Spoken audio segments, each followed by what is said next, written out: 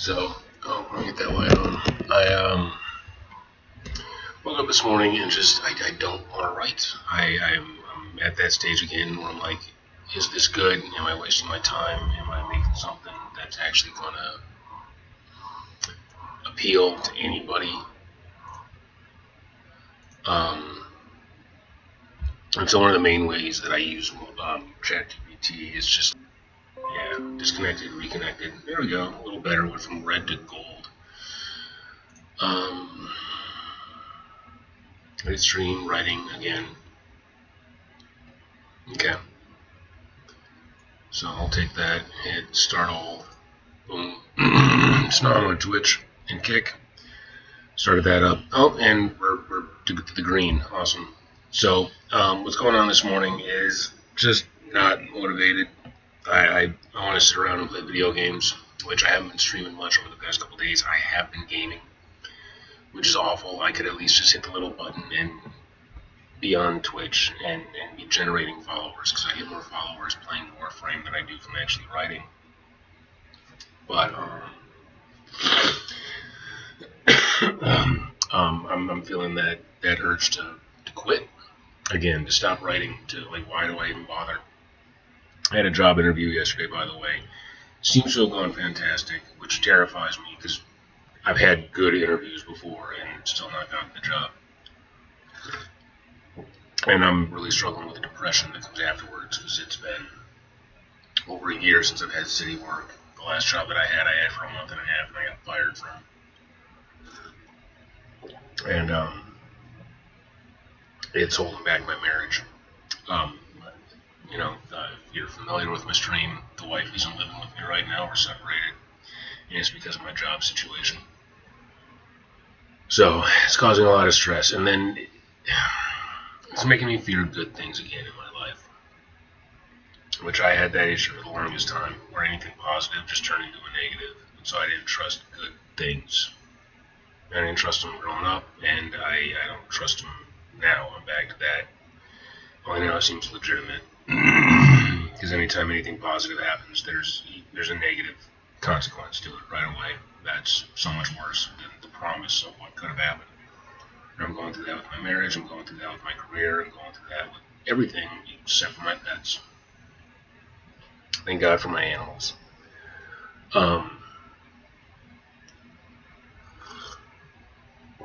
So yeah.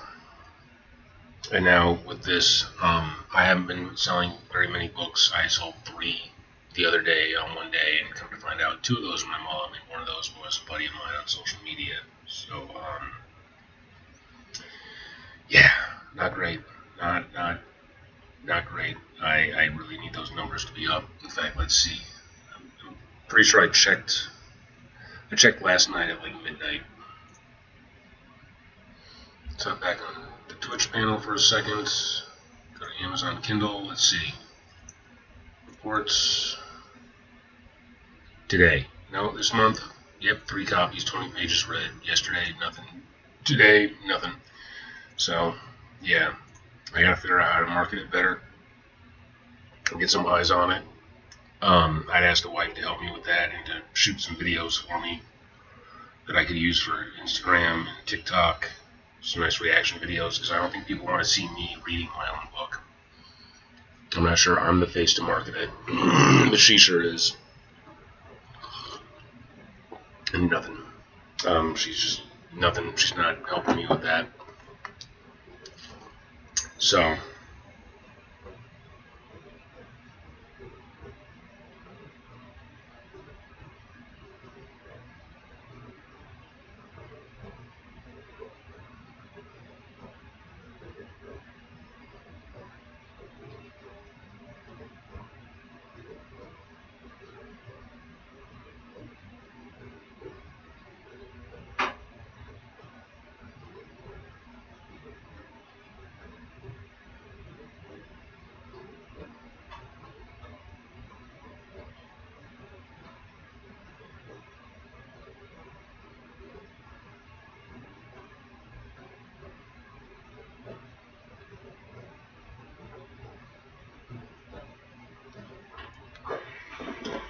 So, Yeah, no, I'm frozen on Twitch. What the hell? So, yeah. Not feeling motivated. Distracted by the phone, which is horrible. Waking up and looking at the phone right away, which is an awful habit. Looking for jobs before I even get out of bed in the morning. That's how desperate I've been.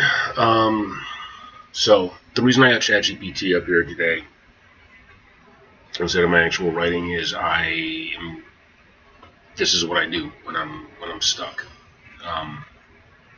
When I just can't work, when I feel like I'm a little paralyzed, when I just want to quit, when I want to slack off, when I want to sit around and play video games, find an excuse to, like, oh, I feel sick today, or I'm hungover, or it's St. Patrick's Day, which is technically a holiday, so I can just play video games and not work.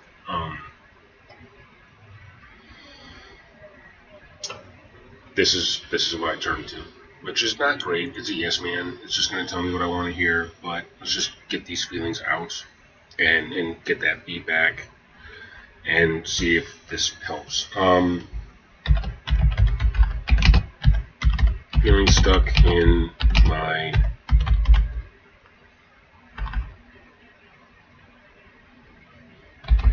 writing,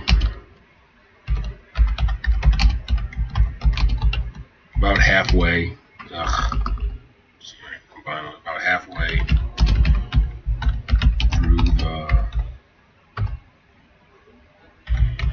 book at this point, and tempted to quit.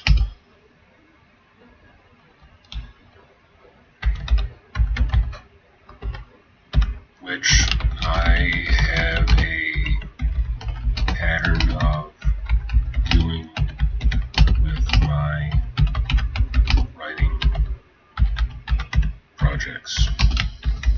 That alone is why I feel it's essential to finish.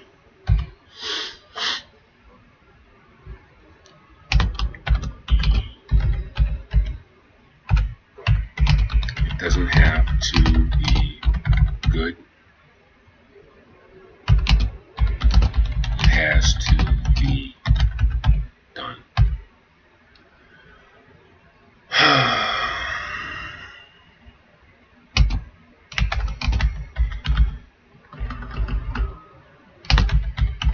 I worry what I'm working on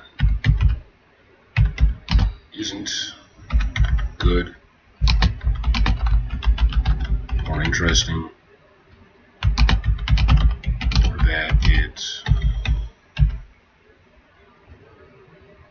doesn't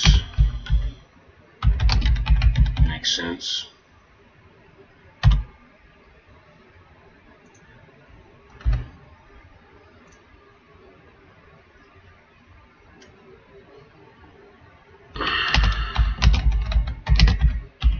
I know it's normal to struggle at this point.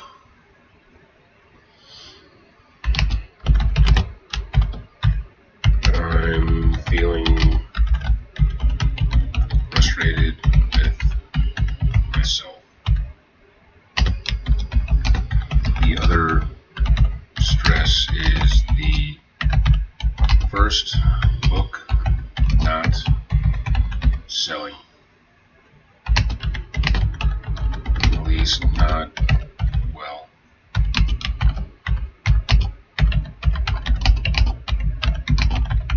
Having a hard time marketing it.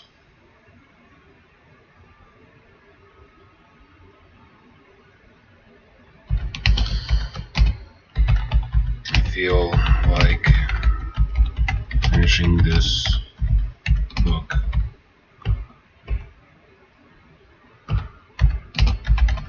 since it's a sequel will help draw attention to the first book while showing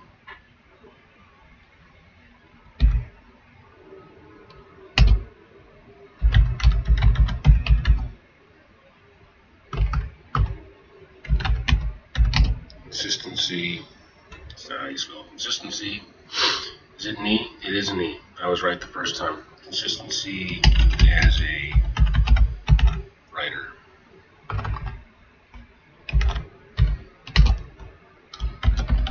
But I did not intend to start writing a courtroom drama or royal political scandal. Also am concerned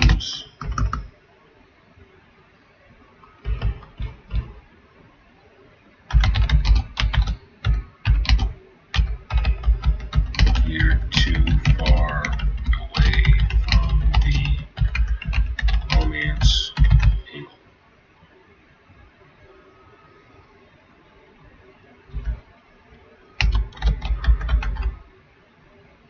Definitely in one of my have I lost the plot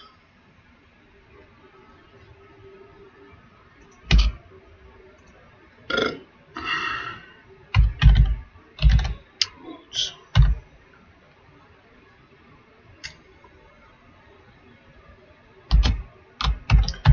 Need motivation and assurance that there is a market for what I am writing and that what I have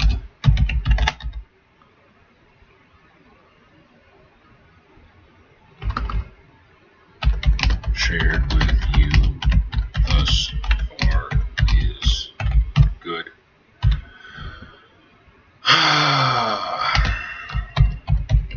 Please be honest with me. See how you handle honesty right now, or at least its version of it.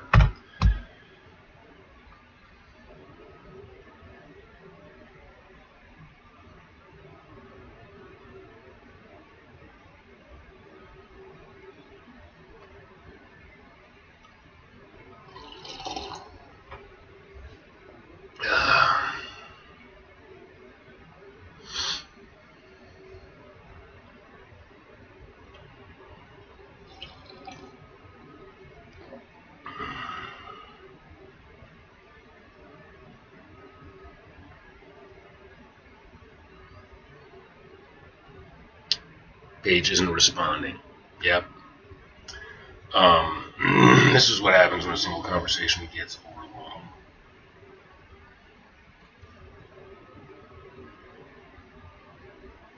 Game of Thrones, A Court of Thorns and Roses, The Name of the Wind.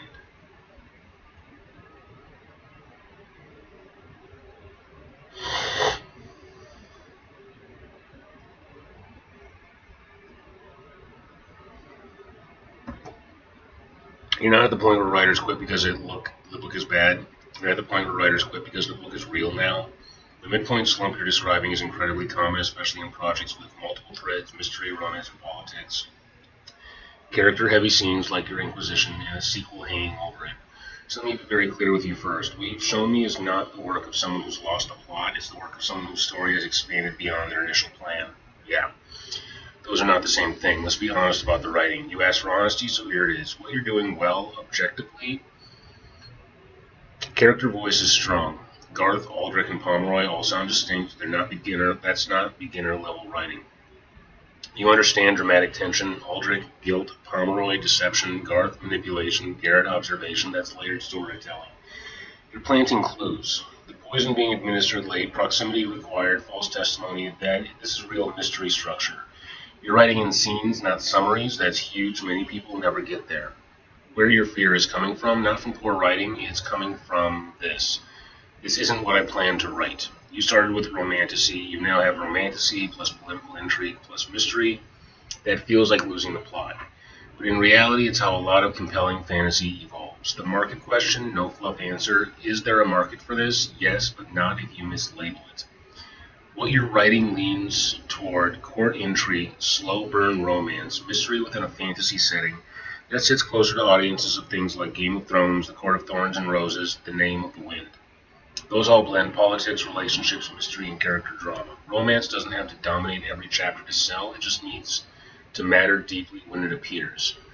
About your first book not selling, this part matters, so I'm going to push back a bit. Finishing book 2 will not automatically fix sales. What it will do is make you look more serious, give you more to market, increase reader trust if they find you, but visibility is a separate skill from writing. So don't tie the book must succeed to I need proof I'm a good writer. Those are different battles.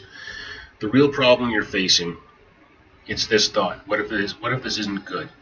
Let's translate that. What if I finish this and it doesn't validate me? That's why quitting feels tempting, because unfinished work can still be potentially great. Finished work has to face reality, and that's a big issue with me. My fear of failure and fear of success. Because if I succeed, like the first book daunts me because it's good. It's actually good. The writing is good. The characterization is good. The phrasing, the rhythm, the cadence to it, everything. It's good. It's engaging. It does draw you in, like a mermaid pulling you under. And now I'm worried the second book isn't going to fit, isn't going to live up to what I already established with the first one. That is an issue for me.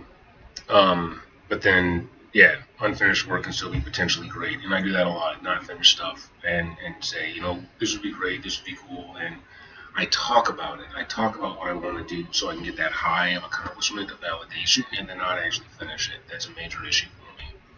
Here's the truth you probably need. The work is not bad. It is coherent, it is interesting, it has clear character dynamics, it has a functioning mystery. What it is not yet is polished, tightly paced, fully aligned, with a clear genre promise. But those are revision promises, not drafting problems. About losing the romance. You haven't lost it unless Garrett stops caring about Arista, Arista stops influencing the plot, their relationship stops creating tension. From what you've shown, she's central to the accusation. She's driving emotional stakes. She influences Garrett's decisions.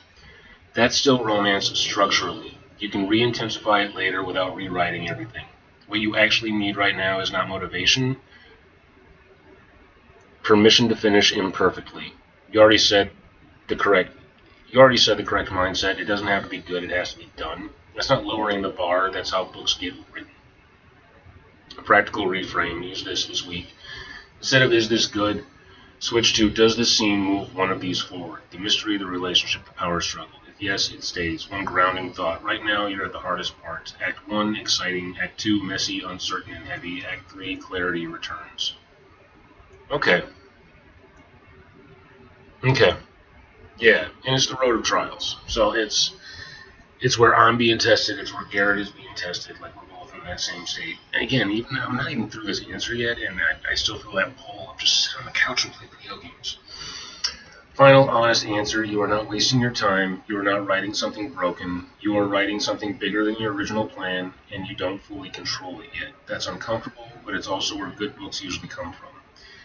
If you want, I can help you do a quick midpoint realignment so you can clearly see what your core story actually is now, what to lean into, what to ignore for the rest of the draft. That usually kills this exact kind of doubt almost immediately. Alright.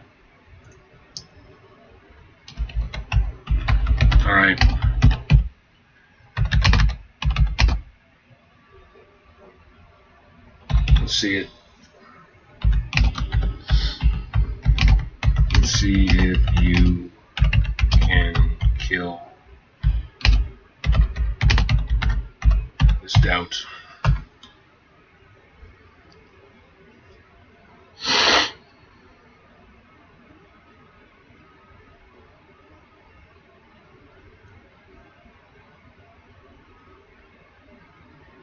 Part of the issue right now is I'm writing another gossipy scene, and I don't like gossip. I don't like it in real life.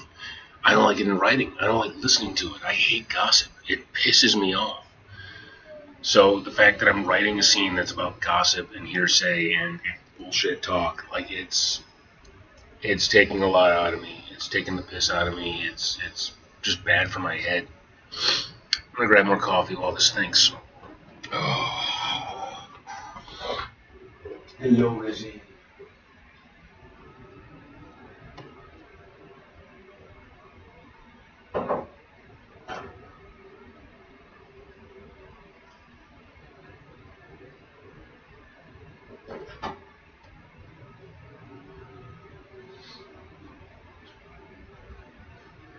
I want to take you out and hold you, Rizzy, but you haven't pooped for days, so I'm scared. I held Rizzy yesterday in the sun, and I kept a paper towel underneath him just because I was afraid of him squeezing something out. Good, let's cut through the fog and make your story visible again. Right now, your doubt exists because your story feels like too many things at once. So we're going to do one thing. Reduce your book to its core engine. Not the themes, not the world building, not the vibes, the engine, the thing that forces the story forward. Step 1. What your story actually is right now. Based on everything you've shown me, your book is a prince returns to court and must uncover who is poisoning the king before political forces frame the woman he cares about. That's your story.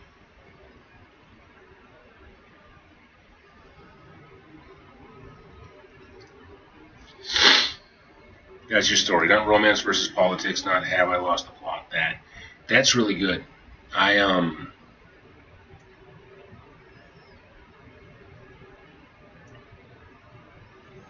I really like that. I really, really like that. That's awesome.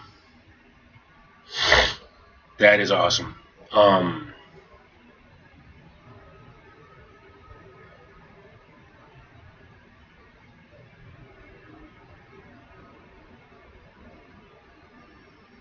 okay.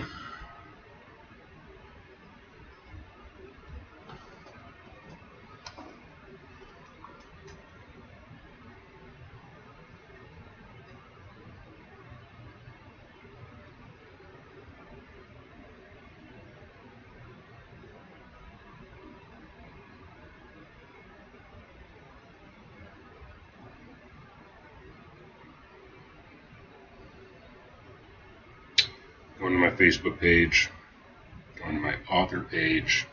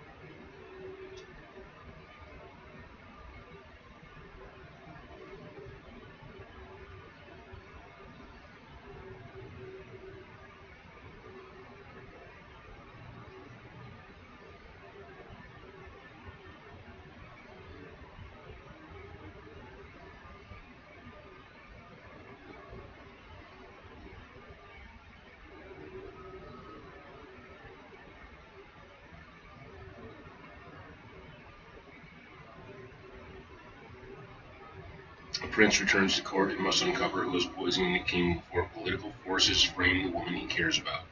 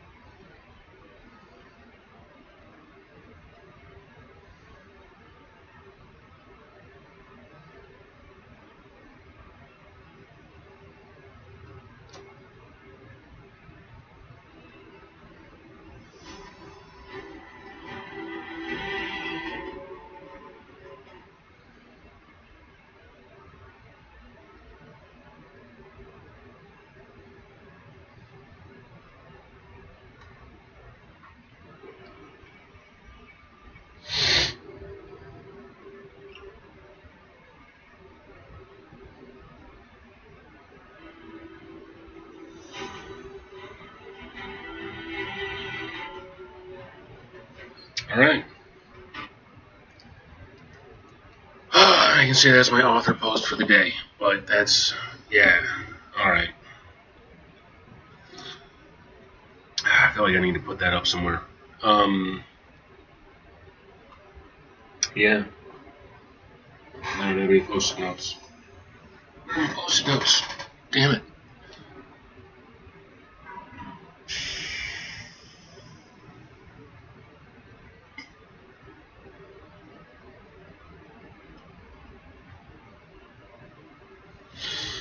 That's a great summary of the story.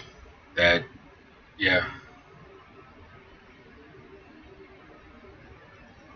Okay, I need to memorize that one sentence because that's perfect. A prince returns to court and must uncover who is poisoning the king before political forces frame the woman he cares about. A prince returns to court and must uncover who is poisoning the king before political forces frame the woman he cares about.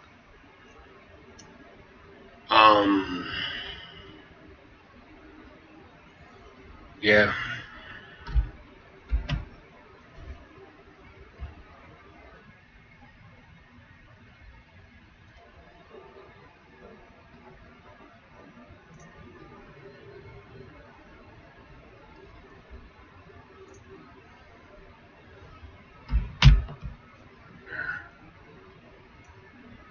That, yeah.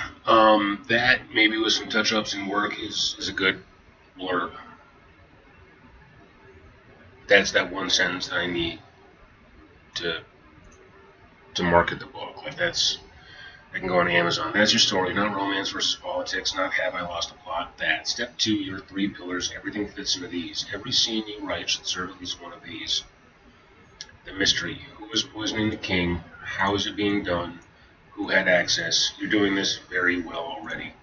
The relationship, Garrett and Arista. He trusts her. The court doesn't. Pressure is increasing. That's your emotional spine.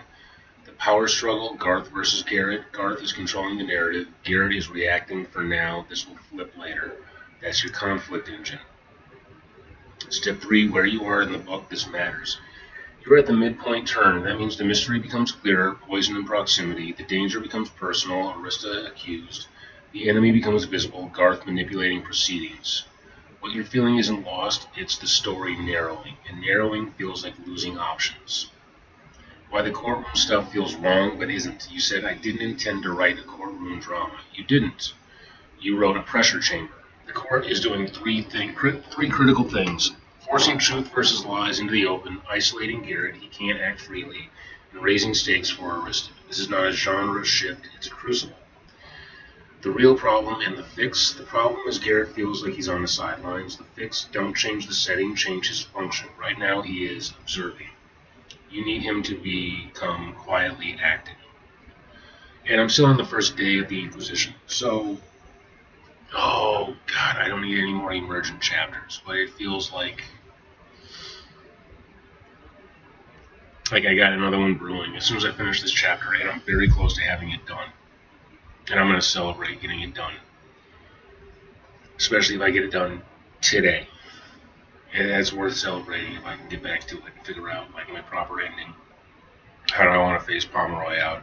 I'm just hating writing the Pomeroy scene. That's another thing. Like, I thought it was scenes with Garth that I hated, but it's Garth and Pomeroy that I hate, because then Garth has a positive echo chamber, a positive feedback loop in Pomeroy. And it's making me hate both of them. Like, they just make me cringe. The real problem in the fix, give Garrett agency without breaking the scene. You don't need him shouting in court. You need him doing things, noticing contradictions. You're already doing this. Choosing not to interrupt, tension, planning his next move, deciding who to trust, preparing to act after the Inquisition. Even one line like, Garrett said nothing, but he would not let this stand, changes everything. Step 7, you have not lost the romance. Let's test it simply. Is Arista being accused, affecting Garrett's decisions, central to the tension? Then the romance is alive. It's not just under pressure. It's just under pressure, not in spotlight. That's actually stronger storytelling.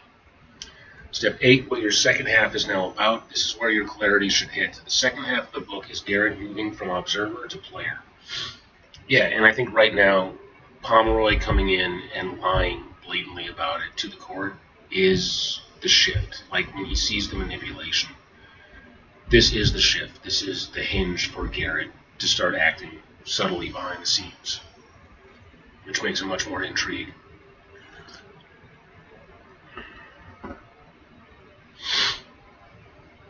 That means investigating outside the court, protecting Arista, pushing back against Garth, uncovering the real method of poisoning. That's momentum.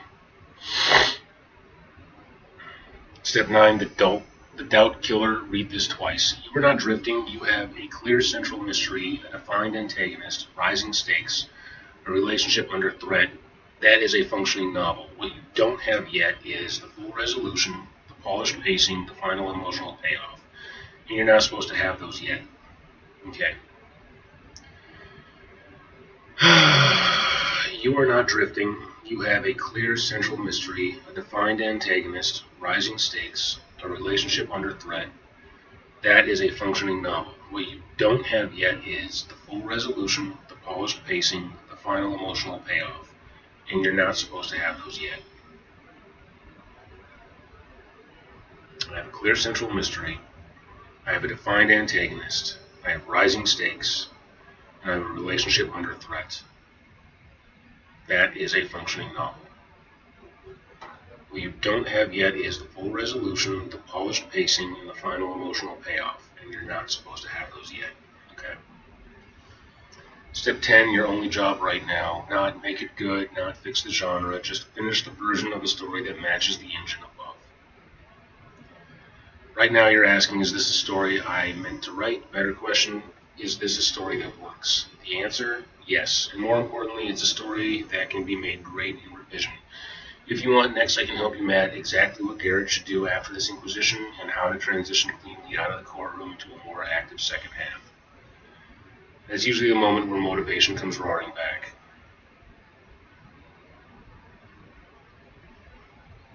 Okay.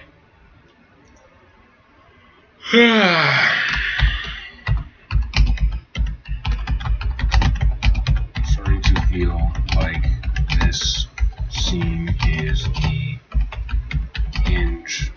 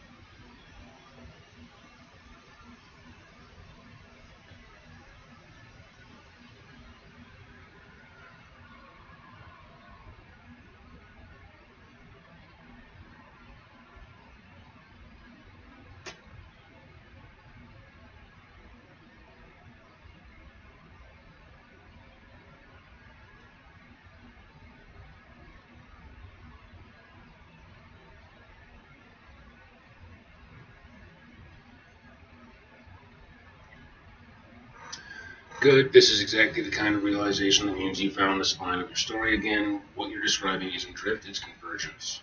You've just identified the external turning point. Garrett sees the manipulation clearly. The internal turning point, he chooses what Arista means to him. The behavior shift, he moves from passive to active. It's not accidental, that's a hinge moment. Why this works so well. The Inquisition becomes personal. Up until now, the court scene has been who poisoned the king. This moment shifts from they are going to destroy her. That's when a protagonist stops observing and starts acting. It solves your sideline problem. You were worried Garrett is passive. This moment fixes that without changing the scene. He doesn't need to interrupt, he needs to decide. And decisions are what create protagonists. Yeah. The romance becomes fuel, not distraction. This is key. You're not pausing the plot for romance. You're making romance the reason the plot accelerates. That's exactly how strong romantasy works. The scene you're feeling, you should write it. The instinct you had, he goes and simply holds Arista close, makes a silent vow. That's not fluff. That's your emotional ignition scene. But here's the important part. Keep it quiet and grounded, not dramatic and speech heavy. Yeah. What makes this scene powerful, not declarations, speeches, grand promises, but restraint, proximity, and unspoken certainty. And restraint is a huge portion of Garrett's story. That's unfortunately, if he didn't exercise such restraint, the story would be much shorter. He's very Hamlet. So I'm writing a Sherlock Holmes mystery with Shakespearean characters. And the undercurrent is the taming of the shrew. But with Hamlet, I mean, and there are elements of Macbeth as well. But it's Hamlet meets Macbeth in a Sherlock Holmes mystery. That's in a fantasy setting. So Sherlock and Shakespeare with a mermaid. Example shape, not the copy, just the feel. After the court, noise fades, tension still in his body. He finds her, and then no explanation, no politics, no strategy. He just pulls her close. Let the meaning sit in. What he doesn't say, what she notices, what he decides internally. The silent vow, important distinction, avoid, I will protect you no matter what. Instead, he realizes there is no version of this where he lets her go. That's deeper and less cliche. Why this scene is structurally perfect here, you just had lies, manipulation, public performance. Now you give the reader truth, intimacy, and silence. That contrast is powerful. This also fixes your romance concern. You were worried, have I drifted too far from romance? No, you were just delaying the emotional payoff. This scene recenters Arista, deepens Garrett's attachment, raises the stakes of losing her. Now every future action he takes has emotional weight. One small suggestion that will elevate it, let Arista sense that something is different, not through words, through how tightly he holds her, how long he doesn't let go, what he almost says. Examples, idea, she might ask what happened, and he doesn't answer directly, because the answer is everything just changed. What this means for your story, you now have a clean transition. Garrett reacts, watches questions. After Garrett acts, protects, investigates. That's your midpoint shift. Final truth, no fluff, your instinct you just had. This is the moment that changes him. That's the kind of instinct that good writers trust. And more importantly, it's not you losing the plot, that's you finding it again. If you want, I can help you shape exactly where Garrett's first decisive action should be after this moment, so the emotional shift immediately turns into plot momentum. Okay, no, I don't need that.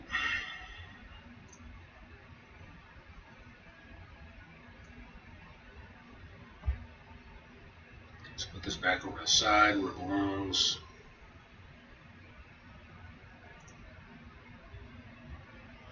Alright.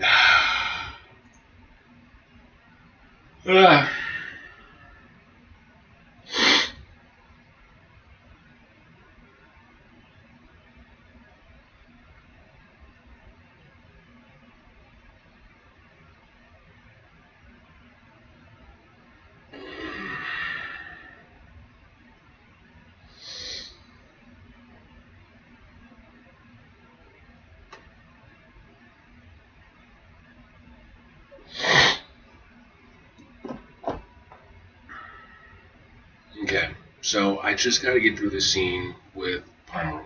And like I said, I hate writing gossipy scenes. I hate gossip. So that's where it's tough for me.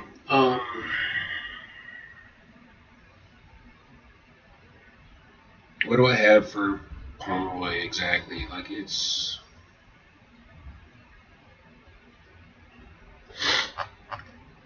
um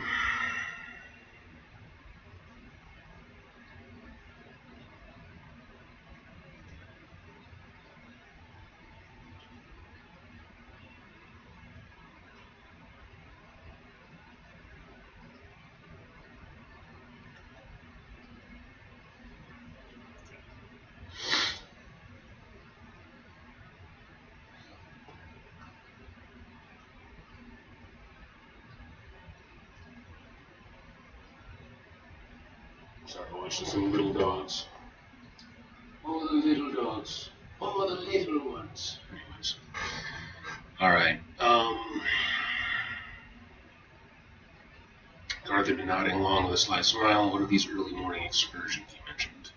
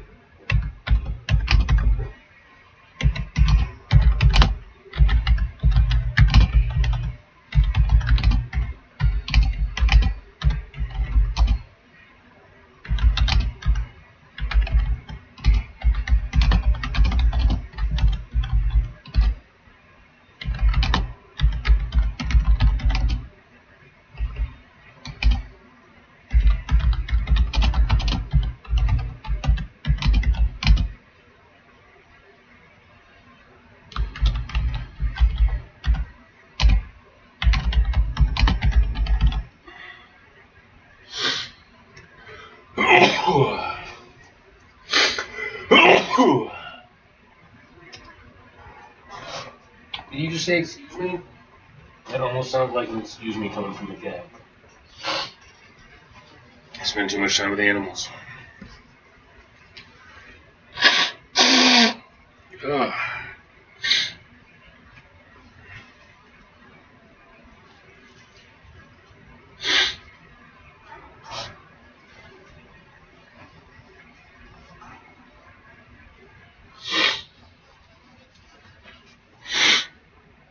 I'll throw that away later. From what I've heard, Pomeroy went on in his calm, laid-back confidence returning as he crossed his arms. As she bundles herself up at dawn and races out of the castle and scurries through the streets to creator knows where.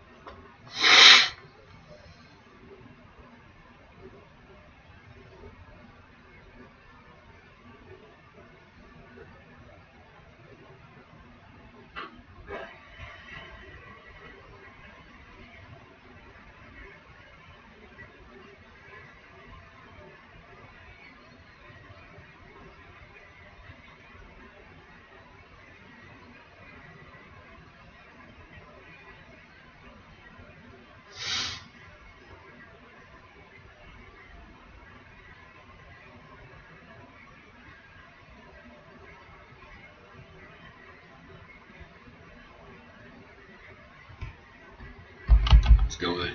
Like, if you think you should write it even a little bit, you probably should.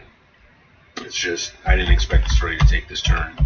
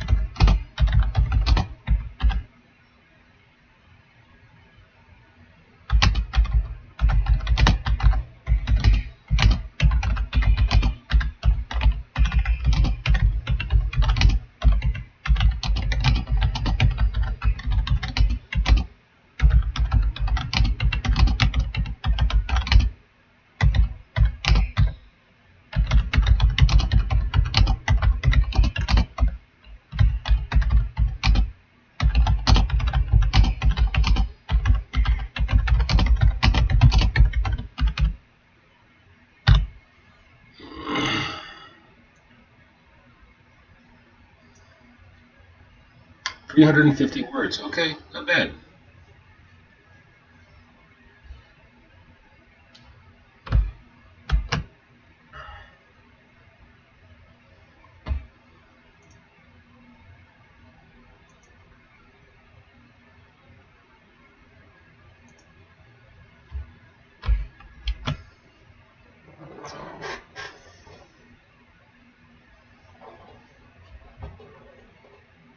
I feel like that ends things very well in this chapter.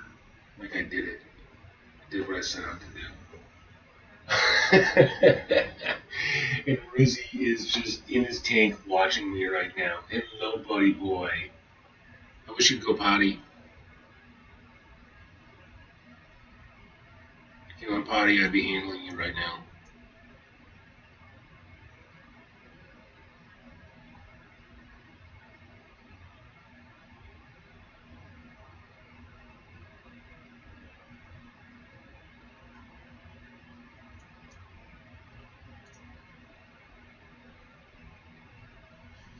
Hi, dude.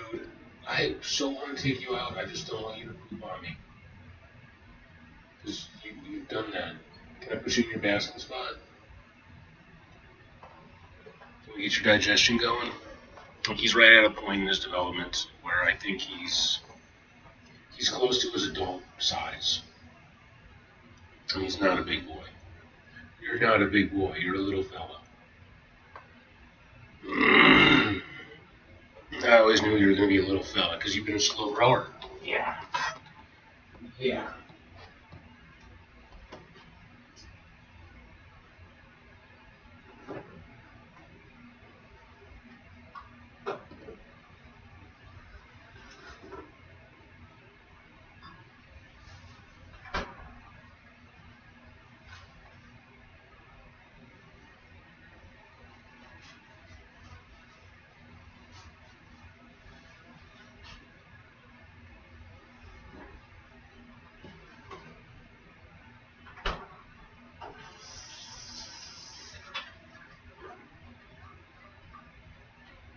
Already. Hi, you had breakfast.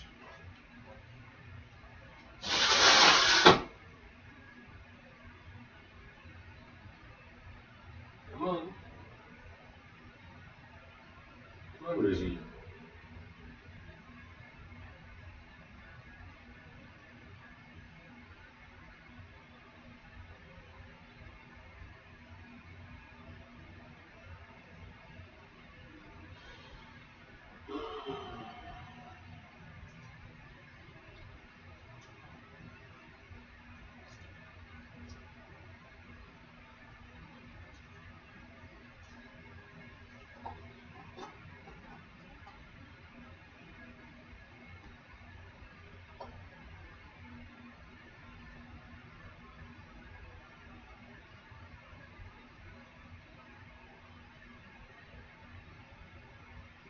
Come on, buddy.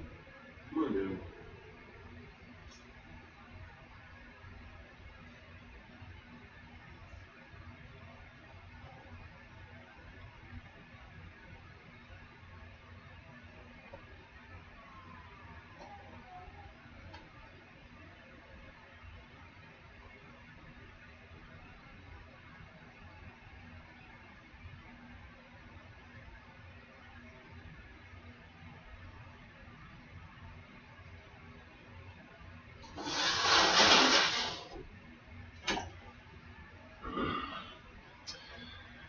He's confusing his greens, but he's getting a lot better about letting me like pet his side spikes. Alright. You can feel it happening in this passage. The hinge is working, Garrett moves, the core breaks, the mask slips, but I'm going to be honest with you in the way you asked earlier. This is strong structurally, but it needs sharpening for the back and clarity, especially because this is a pivotal moment. Right now it's good. With a few precise changes, it becomes commanding. Well, you're doing very well. The escalation lands. Pomeroy crosses the line. Garrett reacts. The queen intervenes. That's clean, cause and effect. Pomeroy's lie devolves into gossip. That's exactly right. This reinforces he's not a witness. He's a rumor mill. Garrett finally moves. This is your turning point in action, not just thought. Where it needs work and how to fix it. The insult paragraph, tighten the blade. Right now, from what I've heard, it's good but slightly long and a bit modern in phrasing. Bundles herself up, races out. I want to feel like poison dressed in civility. From what I've heard, Pomeroy went on, his ease returning as he folded his arms. She has taken to slipping out at dawn, wrapped up as though she means not to be known, and scurries through the streets to the creator knows where. There are whispers she's been seen down by the docks, where the prostitutes ply their trade, he sniffed. Filthy place, beastmen and half-breeds, thick as flies. I cannot imagine what business any supposed lady would have there, but that is what I've heard. Same idea, but more controlled, more venomous, more believable as testimony slipping into slander.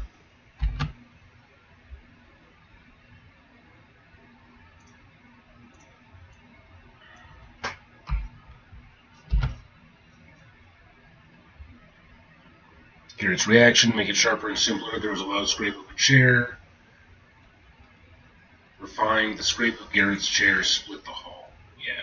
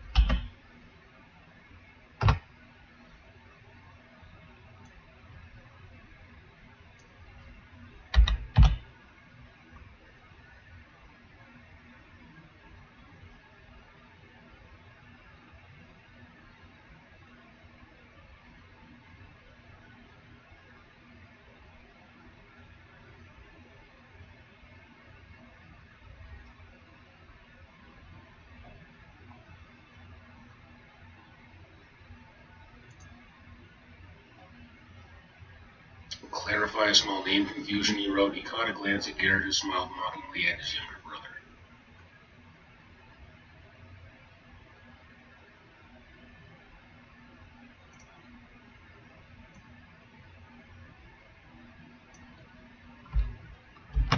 Garth caught his eye and smiled mockingly at his younger brother.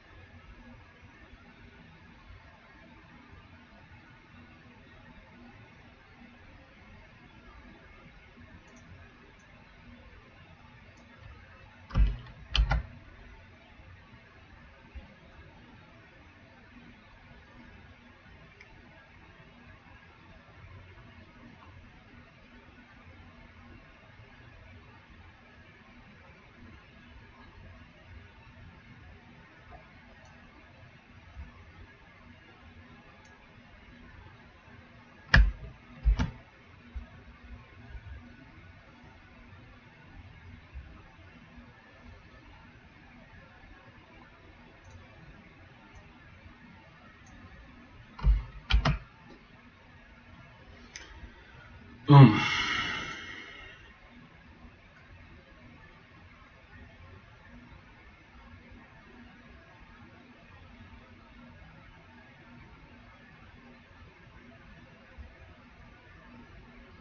Why the scene now works as your hinge. With these tweaks, the scene clearly becomes: the court is corrupt, testimony is unreliable, Garth is manipulating openly. Internal shift, Garrett is done tolerating it. Behavioral shift, he rises, he follows, he chooses restraint for now. And now your next scene, important. This is where your instinct about Arista comes in. After this intensity, you need quiet, intimacy, and decision. The scene where he holds her, that's not optional anymore. As your release valve and emotional commitment. Final truth. This is not a maybe this works scene. This is a structural cornerstone in your book. It escalates conflict, reveals deception, forces Garrett's transformation, transformation strengthens the romantic stakes. You didn't lose the plot, you just wrote the moment where the story chooses its direction. If you want next, I can help you write that Arista scene so it hits hard without feeling cliche. That's what readers will remember if you land it right. Okay. And that's it for this morning. Like I said, I woke up not believing in myself, not believing what I was doing. Chatted it out with ChatGPT, which is what I do in order to stay on track.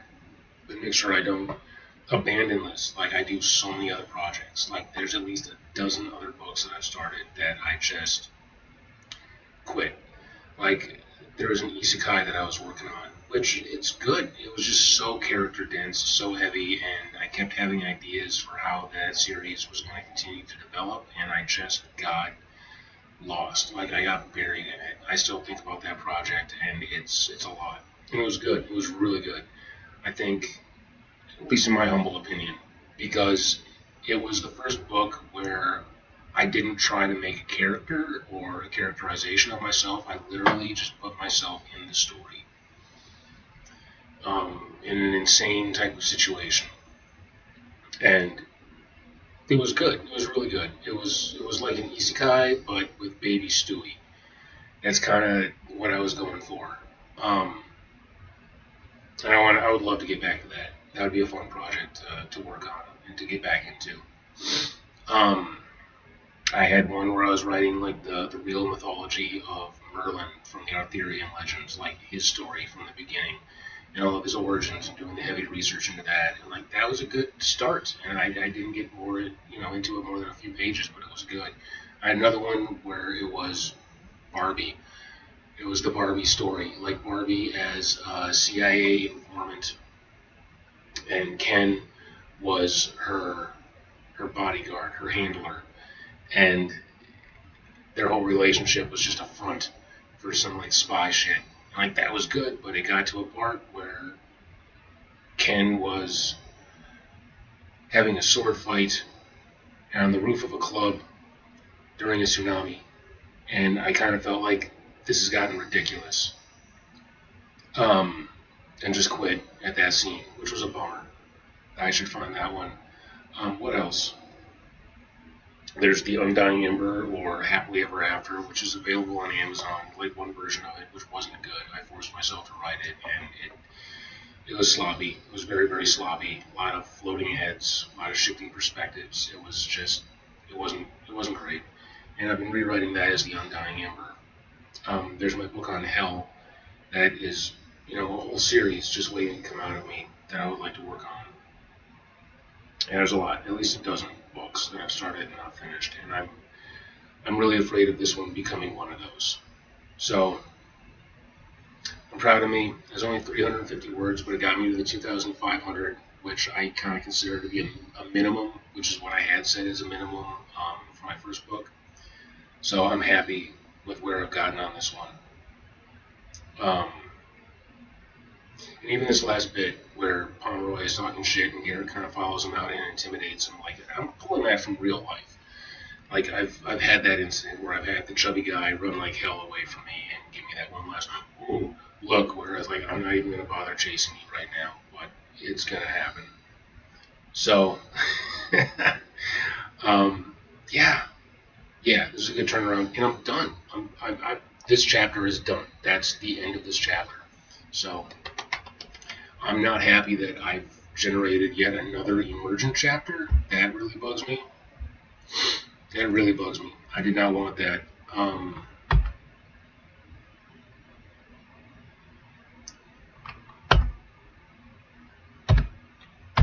But which means I'm not done with the day that I'm on. And that was a big part. Like finishing this chapter meant I was going to be done with day one, but adding this chapter, this has to happen like now, temporally.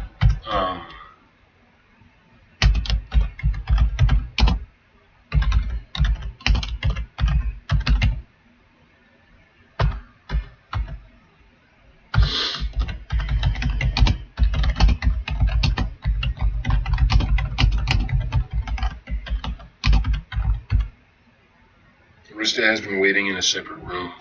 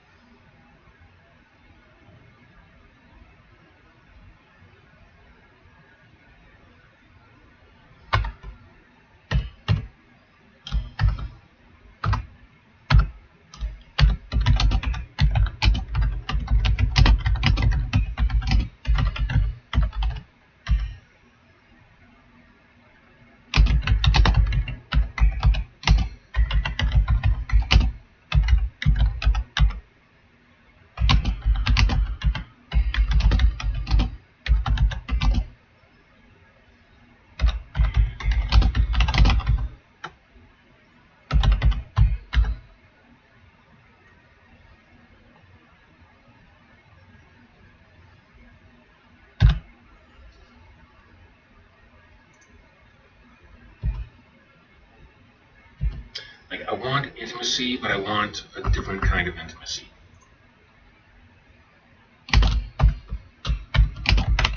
I want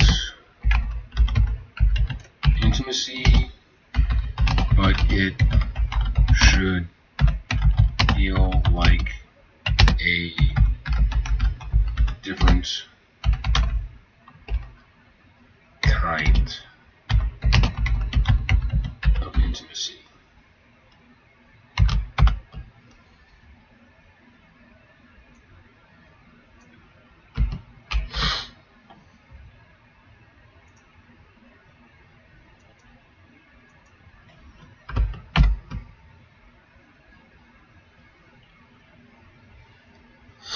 Thinking like just 1,000 words. It does not need to be long at all.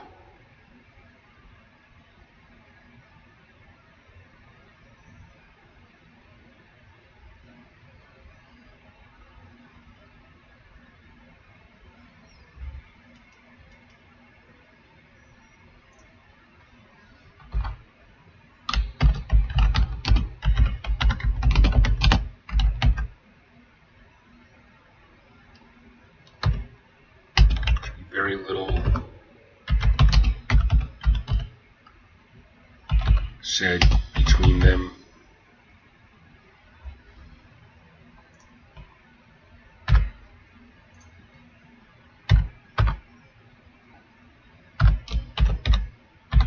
This should be reminiscent of early intimate exchanges between them on the island, but instead of wild, it should be reverent.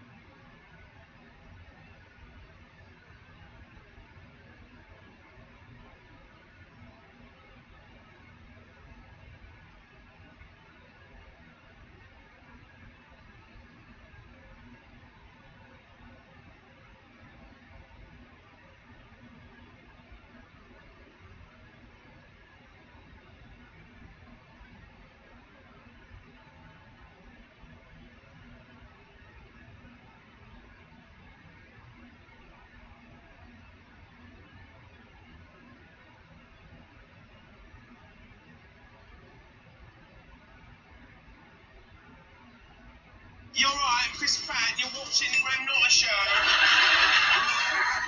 This seems so unlikely that you have now learned how to do voices from the tower. Yeah, sort of, yeah. Well, we love that garbage TV. Honestly, my wife was crazy about it when I was here filming Guardians. We shot Guardians of the Galaxy here in London, and my wife Lana came out to visit, and she fell in love with this show, Tower. The only reason Essex is this show that's like basically their Jewish story. It's like this town somewhere in Essex, I guess. F-E-S form. Scrolling again. She's taking it off.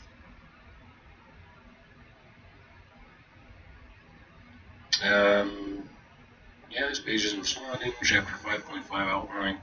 It's time for me to start a new chat. When it starts getting really slow, that means I've had one chat go for way too long. I'm just putting in the notes that I just put in for this next chapter. And looking at my fucking phone, which is an awful habit. Not good for writing. I shouldn't even have it in the same room with me, which is tough when your whole apartment is 2 rooms. Fuck, I hate this. I really hate this. This whole living situation. Like, it'd be bearable if I was at least working things out with my wife. But, you know, we'd probably be fighting about shit. Okay. This is a very strong instinct, and more importantly, it's the right kind of intimacy for this moment. You're not writing a romance scene, you're writing a recommitment scene. If you get this right, this will feel deeper than passion. What you're really writing here is not Garrett finds Arista, but Garrett chooses Arista fully, silently, without retreat. That's why it needs to be quiet, controlled, physical, but not indulgent, emotionally decisive. The tone you want, you already named it perfectly, like the island, but reverence and wild, that's gold. So the contrast becomes then the island, instinct, wild, discovery, and hunger. Now this scene, intention, controlled, commitment, certainty. Scene structure, keep it simple and focused. The waiting. Arista alone, not pacing frantically, not dramatic, something like sitting still, listening, waiting without knowing what's coming, let the tension sit. The entrance. Garrett doesn't speak first. He doesn't explain. He doesn't ask. He crosses the room and takes her, not violently, but decisively. The hold, this is the core. This is where most of the scene lives. Key point, he holds her tighter than usual, longer than usual, like he's confirming something. Here's the important part. She notices the difference. The silent vow, internal, not spoken, not I will protect you, but something closer to they will not take her from me. Or even deeper, there is no world in which I let her go. Short, certain, final. Her response, she doesn't need a speech. She might relax into him, hesitate for half a second, then hold him back just as tightly. That mutually matters. Transition to chambers, keep this grounded, no grand gestures, just he doesn't let go right away, or he takes her hand instead of releasing her. About the intimacy, you're right to hesitate on making it passionate. If you go too far into physical passion, it will undercut the emotional weight, feel like release instead of resolution. Instead, aim for contained intensity. What this looks like. Foreheads touching, breaths shared, hands lingering, him steadying himself through her. You can absolutely include closeness in bed, holding her through the night, quiet physical connection, but frame it as grounding, not indulgence. One powerful detail you should consider, echo something from the island, a gesture, not a line. For example, the way he first touched her then versus now, how she reacted then versus now, that creates a subconscious link for the reader. This is the same bond, but deeper now. What not to do, avoid long dialogue, explanations of the court, rehashing what just happened, dramatic declarations. If anything is said, keep it minimal, like, you're alright, or even just her name. Why this scene matters so much. This is the moment that transforms plot tension into personal stakes, romance into commitment. Garrett, someone who will act. After this, every decision he makes is anchored. A simple line to anchor you while you write. If you get stuck, remember this. He is not holding her because he needs comfort. He is holding her because he has decided she is not something he can lose. Final thought, you don't need to impress the reader with a scene. You need to make them feel something just became unbreakable. If you do that, this becomes one of the most memorable moments in your book. If you want, I can draft a version of the scene in your style so you have something to calibrate tone against without locking you into the exact wording. I'm going to skip on that. I'm going to call it a day for now. I suppose if I was a real writer, I'd keep going and keep working on this. But I feel like I've run to pause. Yeah, the next scene, 1,000 words I'd be happy with.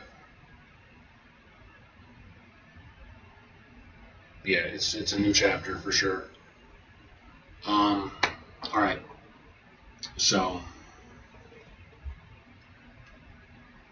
yeah.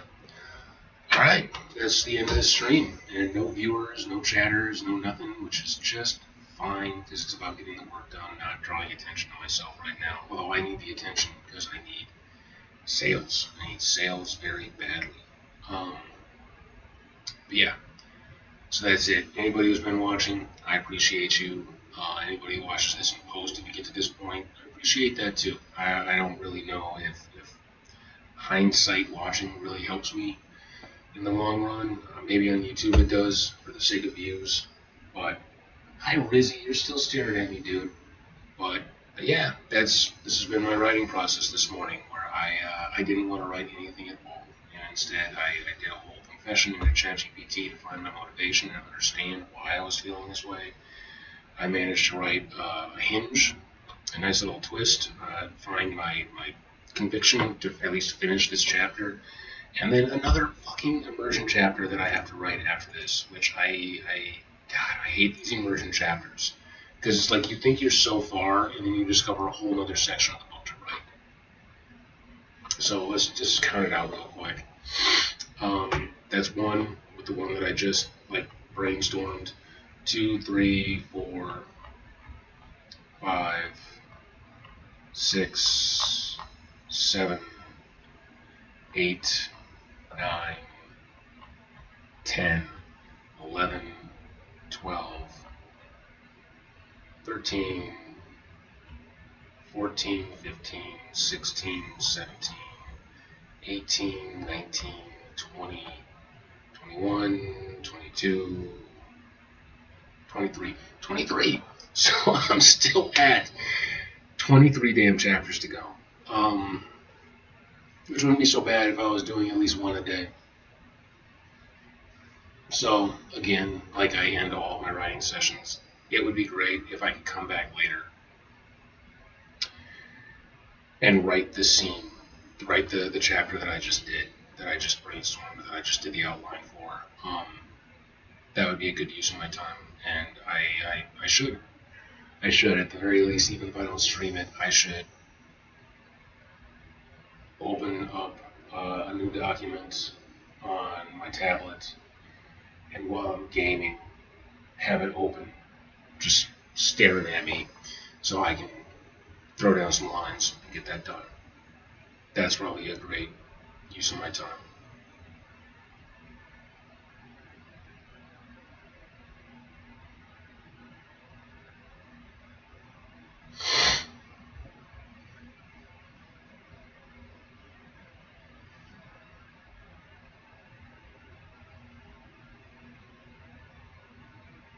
Yeah.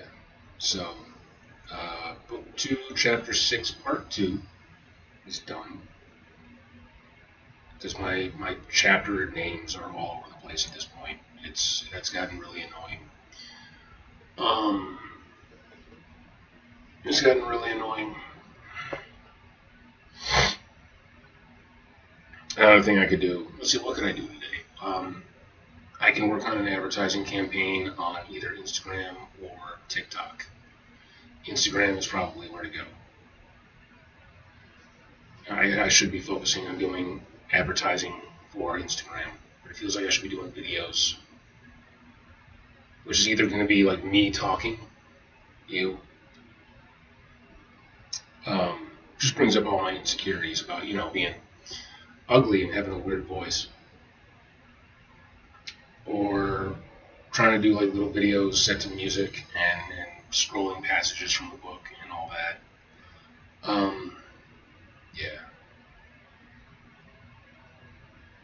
Yeah. So yeah, I got stuff that I should do today, and it's also St. Patty's Day, so I'm gonna be preparing corned beef roast with potatoes and carrots, and getting a feast set for myself. And I like to have a pint for St. Pat. Probably going to be more than a pint. So I don't know if I'll actually get anything done today, just because it's what day it is. Like, this is the one day of the year when I actually want to have a celebration. Like, the wife and I used to do St. Patty's Day parties, and I miss that. I genuinely miss that. This is the one day of the year when I actually like to get together with family and friends and celebrate and have like just a feast. I love the St. Patty's Day feast.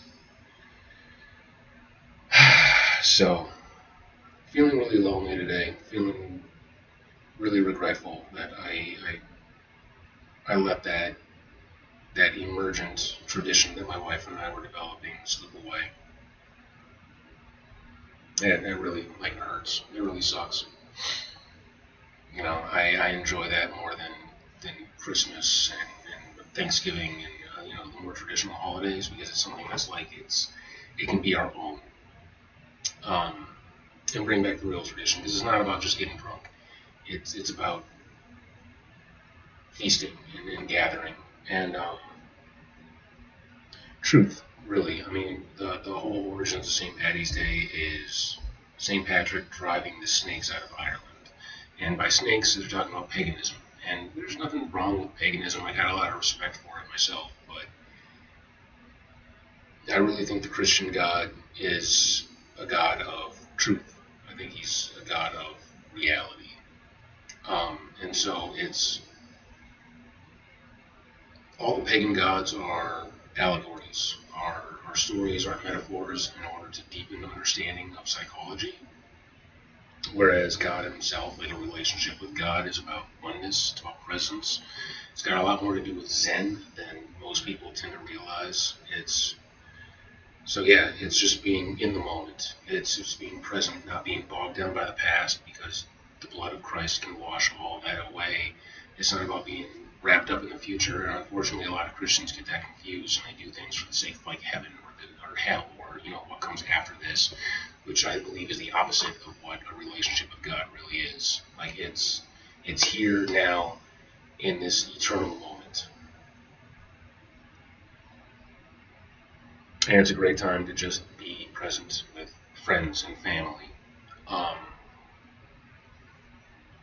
Not worried about the future, not bogged down by the past. I think that's to be free, washed in the blood of the Lamb. Like I think that's what the Christian journey is really supposed to be about. So, yeah. Happy St. Patrick's Day, everybody.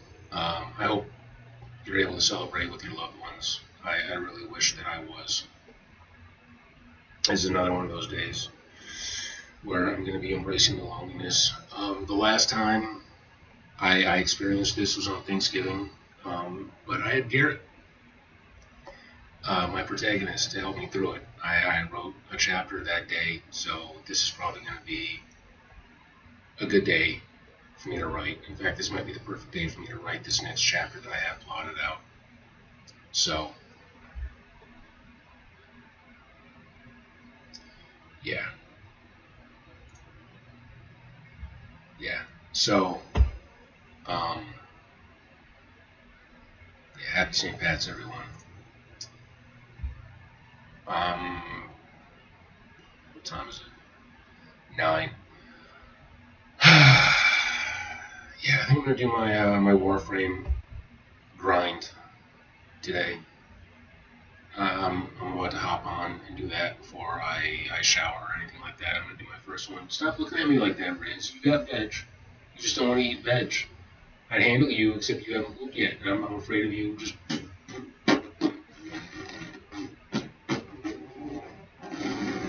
on me. And it is even longer than that. That's how much he poops when he finally does release, especially after it's been days. He'll just completely unload. Yeah, hi buddy. Hi my guy. Hello Rizzy. Alright. Peace out folks. I'm about to hop on Warframe on Twitch. You can check me out on that. Kick, sorry I don't broadcast to you people when I'm gaming. And before anybody asks, yeah, I know I need to get a camera. I just don't have $100 to spend right now. So, peace out.